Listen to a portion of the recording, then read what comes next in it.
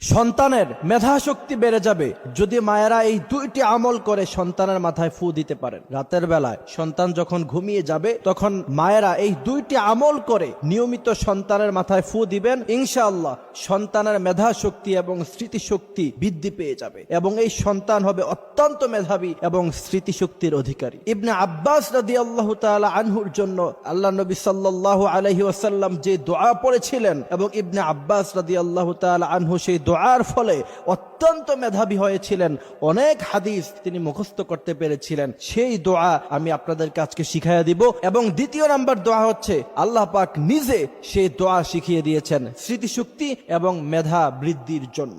সেই দুই দোয়ার মধ্য থেকে প্রথম দোয়া হলো হযরত ইবনে আব্বাস রাদিয়াল্লাহু তাআলা আনহুর মেধা এবং স্মৃতিশক্তি খুব বেশি একটা ছিল না। আল্লাহ নবী সাল্লাল্লাহু আলাইহি ওয়াসাল্লাম হযরত ইবনে আব্বাসের জন্য তখন দোয়া করলেন, আল্লাহুম্মা ফাক্কিহু ফিদ্দীন, হে আল্লাহ আপনি ইবনে আব্বাসের ইলমে ফিকহের জ্ঞান বাড়িয়ে দেন। এই দোয়া যখন ইবনে আব্বাস রাদিয়াল্লাহু তাআলা আনহুর জন্য আল্লাহ নবী সাল্লাল্লাহু আলাইহি ওয়াসাল্লাম করলেন, তখন থেকে দেখা গেল ইবনে আব্বাস রাদিয়াল্লাহু তাআলা আনহুর মেধা এবং স্মৃতিশক্তি দিন দিন বৃদ্ধি পেল।